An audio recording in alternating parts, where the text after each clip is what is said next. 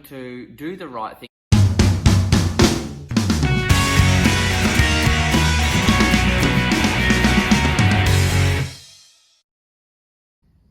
Hi guys, welcome back. As you know, my name's Shane Cuthbert.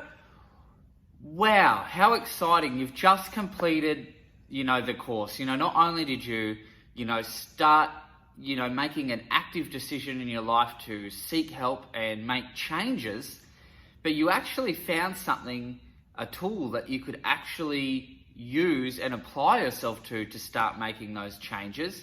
Then you made it through the whole course. So what you should be doing right now is congratulating yourself. So I hope you've got, a beer, a bottle of wine, or, something to celebrate. If you're not drinking alcohol, if that's, what's brought you here, then maybe you can celebrate in another way. But what's really important is that you actually acknowledge that you have taken all of those steps to get here. Okay, now I don't have to tell you again how important it is to recognize those steps. But today is the day that you have achieved something. You have completed something and you have made it the whole way. So congratulations. I can't thank you enough. Well done. This is not so much a lesson so much as it's a little bit of a recap. We're just going to look at some of the things we've learned, some of the techniques, some of the procedures, some of the things, the skills and the tools, we have developed. We're just going to talk about that and cap it up. But again, well done. I hope that what we did do at the very least was plant those seeds that you need to plant that are going to grow over time. Nothing's going to happen overnight. You may or may not have already started making changes in your life, but I suspect you have already started making changes to the ways that you think and have at least developed insight and awareness. What I really, really hope that you take away from this is that you have now built that conscious understanding of what's happening each and every time you look at yourself in the mirror, you talk to yourself in your own mind, and how you communicate with yourself differently now moving forward. I hope that you have been able to not only understand the reasons why it's important for us to communicate with ourselves better, but what happens when we do communicate with ourselves better, okay? Because that key is going to unlock so much for you moving forward in your life. The things that you have learnt here are the foundational basis for the continued growth that you're going to have throughout the rest of your happy, healthy life.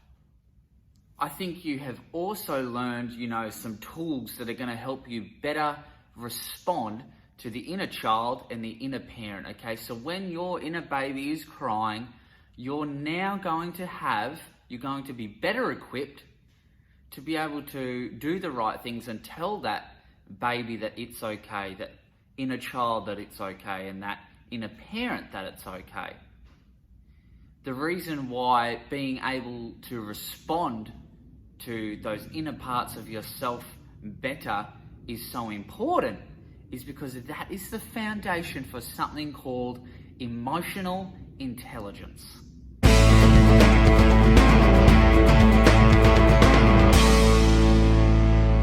Emotional intelligence, time and time again, has been scientifically proven to be a strong predictor of future success, and that's in relationships, business, health and fitness, well-being. Basically, in every single aspect of your life, emotional intelligence and your level of emotional intelligence has been proven to accurately, increase your chances of success. And this whole course has been about increasing your emotional intelligence, okay? Making your emotional intelligence much stronger. So your chances of succeeding in life now are way better than they were before.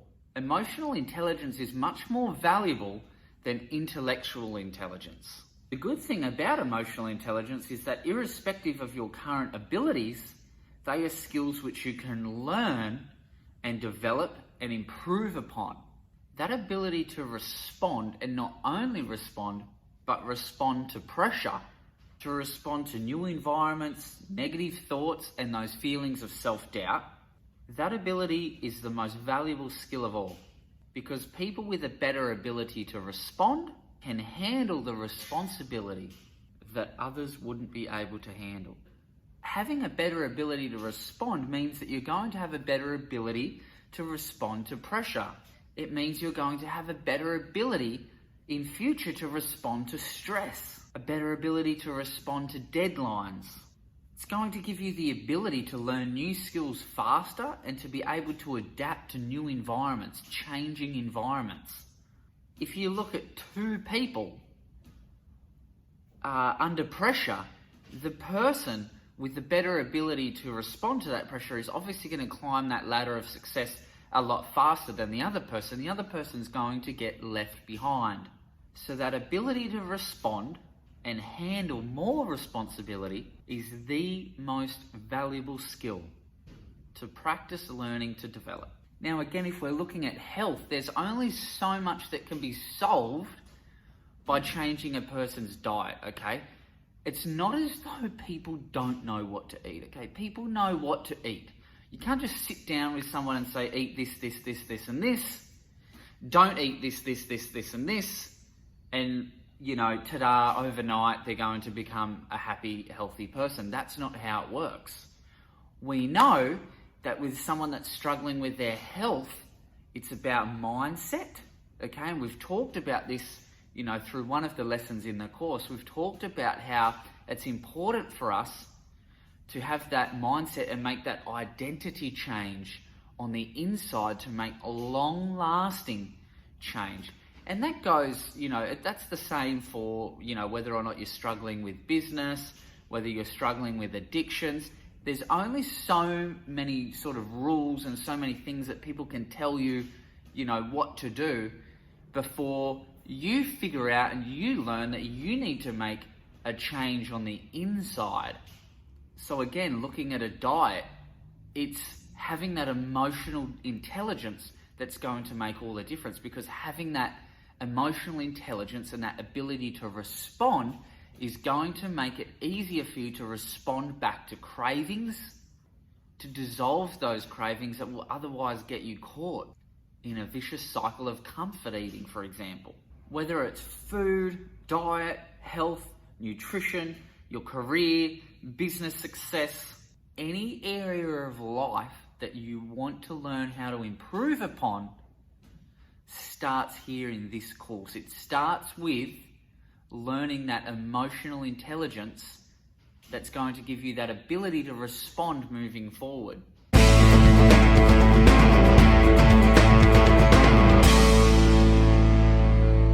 The last 10 to 15 videos have been really about explaining something called CBT, or Cognitive Behavioral Therapy.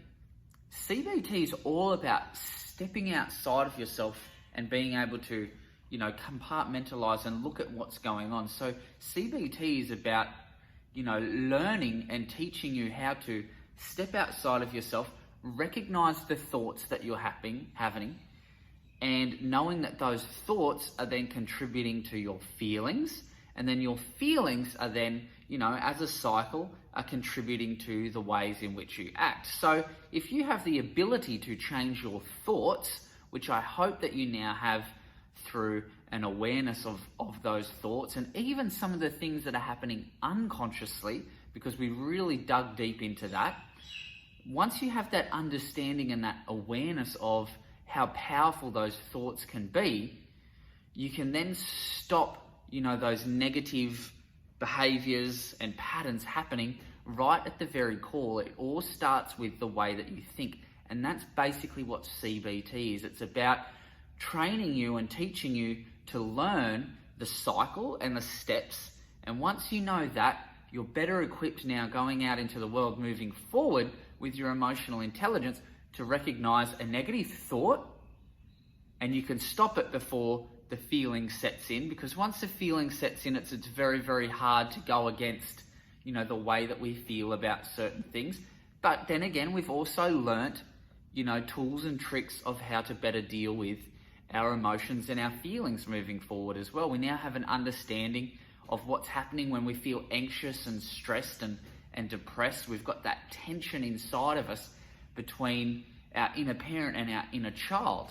The biggest hurdle when working with someone and trying to teach someone CBT is that when they begin to step outside of themselves, they become overwhelmed, okay? They start seeing these problems as bigger than they are. Once they become aware of these problems, they just think, oh my God, this is really just too much for me.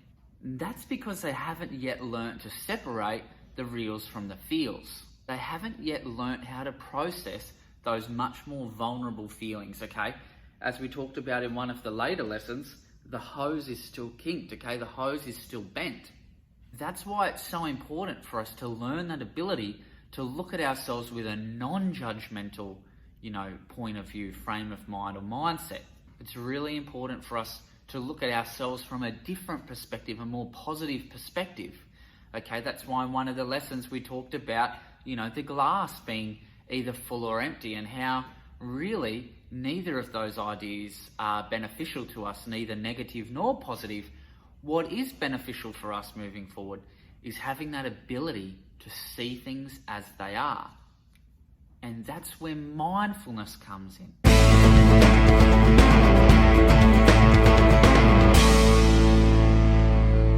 In fact, mindfulness is actually, the most scientifically proven and studied sort of type of psychotherapy, okay? Mindfulness is, I've said this before, we've done a lot of mindfulness throughout the series as well, and mindfulness is just such a great thing, okay? It's no longer something that, Buddhist monks practice in overseas foreign lands, okay? It's no longer, the hippies, praying or meditating and that sort of stuff. Mindfulness is actually such a great psychotherapeutic tool, okay? Just the ability to become mindful of what is happening, what we're thinking, what we're doing. Again, it's that ability to be aware of what's happening and what's happening within us at all times. So practicing that is really teaching you that emotional intelligence, okay? It's really practicing that emotional intelligence moving forward. CBT on its own can be, a really long and slow process to learn, okay? It can really take time. If you're working with a therapist and practicing CBT and you've got an hour session every week, it can take you months and months to practice and learn CBT on its own. But being able to put, obviously, psychotherapeutic techniques, mindfulness, and a bunch of other stuff into this course has really been able to break it down and make it easier for you to learn all of these techniques in such a short amount of time. Although 67 days is a couple of months, and that's what it takes us to develop a habit, it still is a very, very short time when you look at that 67 days in, a period of your whole lifetime. The change that you're able to make in 67 days compared to every other change you're going to make, throughout the rest of your life is really, really considerable. Okay, it's a really, really considerable change. The other powerful tool that I've really, really explored and put into this series is solution-based thinking.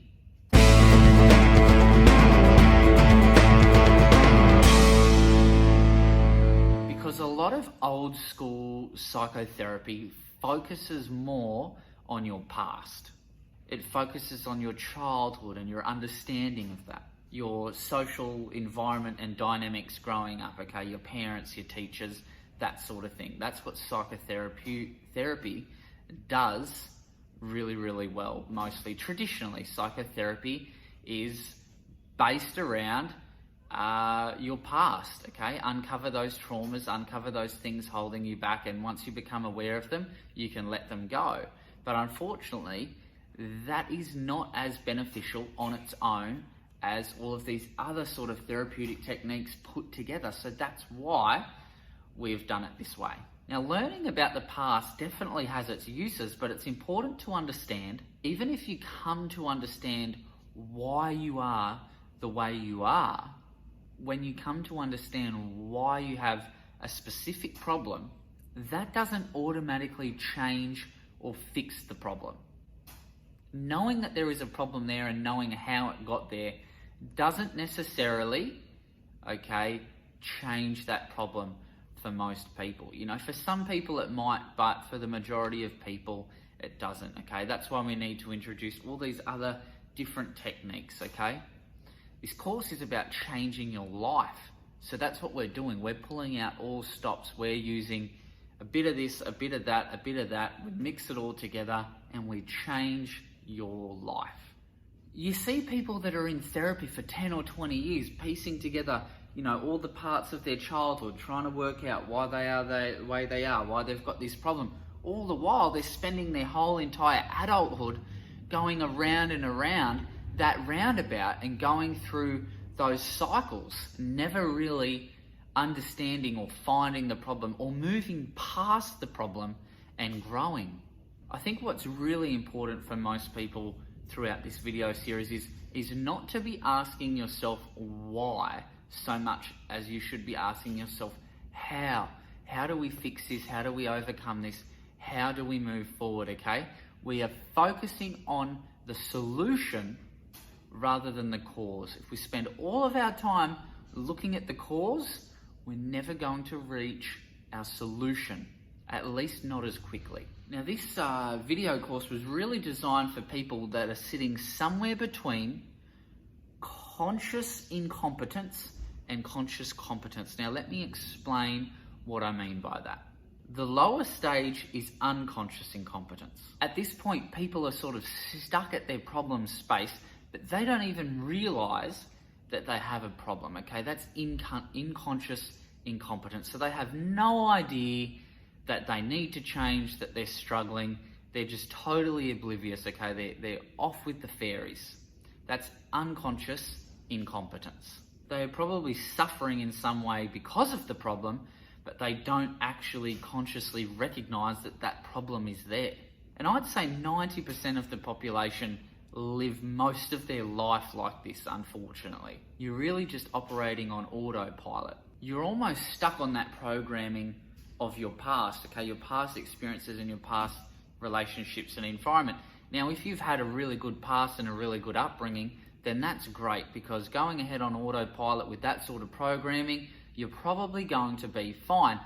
But, however, if you're like most people and you did have certain traumas or certain hurdles or things that weren't quite right, hurdles and things that happened throughout your childhood or, you know, your teenage years, then that's where you're really going to become stuck on autopilot, because you're going to keep finding yourself attracted to toxic relationships, toxic and unhealthy habits, unhealthy diets. You're going to struggle with all of those things, and you're never going to be able to grow into a happier, healthier person.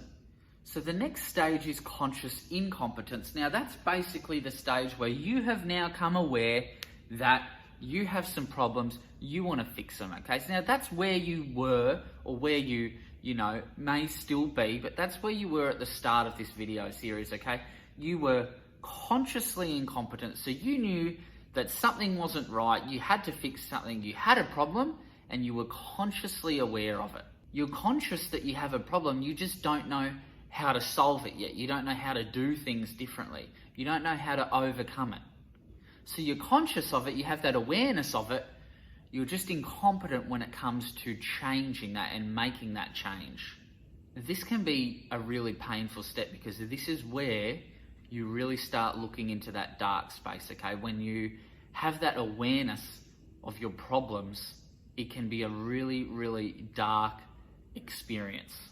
To move out of this space, we've talked about this in one of the lessons throughout the series, is it's important to be able to separate those things that are beyond your control with the things that are within your control. Now, obviously, that's praising your own efforts and your own ability to change and your own steps along the way. And it's about avoiding and not blaming other people, not externalizing your problems and saying, it's this person's fault, or if my partner changed this thing about them, I would be happy. It's about internalizing that responsibility and taking ownership for that problem and knowing what you can and can't change so that you can move forward. This step takes a lot of patience, perseverance, and practice. Okay, it's about being able to recognize, what you can and can't change and saying, how can I change this? Can I change that? When you're having those feelings, can I change those feelings? Where do those feelings come from? Do they come from thoughts? So obviously being able to recognize where things come from makes it easier for you to be able to change sort of certain things, okay? It's really just about being at the start of your journey of change. So I've designed this whole course around giving you the tools and the strategies, the mind hacks and the tips and the tricks that are going to help you move into a space where you are consciously competent. So that is that you have that awareness, you know that you have problems, but you also have the competence now to move through those problems. I've given you all of those tools to be able to do that. So not only can you recognize problems, but you can overcome them. You know how to step back from yourself, okay? That's what CBT and the mindfulness was all about. Being able to step outside of yourself and see those problems differently so that you could interject and that you could change them. When you practice this stuff with enough repetition, okay, when you practice doing that conscious competence stuff, a lot, it starts to become a part of you. And that's when you get to that point where you then have the unconscious competence. So that's when you're doing things like tying your shoes without even thinking about it. Okay, you know how to tie your shoes, you're competent with it, but you're now unconscious about it because you're not consciously sitting down thinking and working through tying your shoes. You're just doing it while you're having a conversation or you're preoccupied with something else. So that's the next stage. That's the ultimate stage we really want to get to, is when we get so good at overcoming our problems and recognizing the feelings and the thoughts and the actions and the results and all of those things, we get to a stage where we're unconsciously competent and we are just going through life, living our best life, our happiest, healthiest life, the life you always dreamed of, the life you come here looking for, unconsciously. A classic example is driving a car. You start off as a kid not even really thinking about it. Then you sort of get to the point, as you're getting older in your teenage years where you sort of realize, I actually don't know how to drive. Then you become consciously competent. So then you learn how to drive, okay? You're learning to indicate, you're learning how to apply the brakes, you're learning how to drive, to change gears, you're learning to give way and follow all of the road rules. You have to learn that stuff. You have to go through those steps to become consciously competent. You have to practice that stuff. But then you get to the point where you have the ability to drive from point A to point B, and you might get to B and think, wow, I don't even remember driving here, you just did it without thought. Your mind was wandering, you were looking out the window at, the cows or the countryside, you're changing your CD, you're listening to music, you're singing in the car, you're doing all of these other things consciously, but you're not consciously driving, okay? Because it becomes such a habit and you learn that skill with enough repetition, you just sort of become, able to do it. You have this ability to do it without thinking about it. And that's the unconscious competence. If you look at any neuroses, so any psychological problem at all, it's grounded in this immaturity, immature thinking. The solution is to literally learn to think in a way that strengthens that brain. Studies have actually shown that if children experience a lot of trauma and a lot of things like that, in their childhood, they actually have trouble developing that prefrontal cortex growing older, which is the part of the brain which is where that, inner parent and that super ego is meant to be from. So people with a poorly developed prefrontal cortex will grow up and be more prone to things like addictions.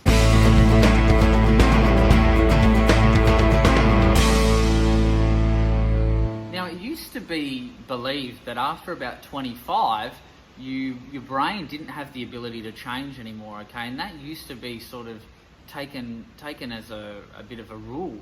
But now moving forward, you know, with a lot of studies and a lot of neuroscience and the research and the developments we've been able to make, we know that because of neuroplasticity, our brain actually still has, long after the age of 25, the ability to change and develop and grow in certain areas. And we talked about that in one of the lessons. With the right repetitious exercises and training programs, you literally can start to form, you know, new rivers and new connections within the mind.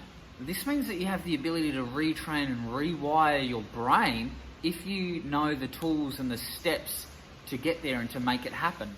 There's a lot more sort of cognitive therapeutic skills that I'd love to share with you, but there's only so much time and space for us within this course. So look, if you're interested in continuing on, I do have the mentorship program, which is great. You can find more about that on this website.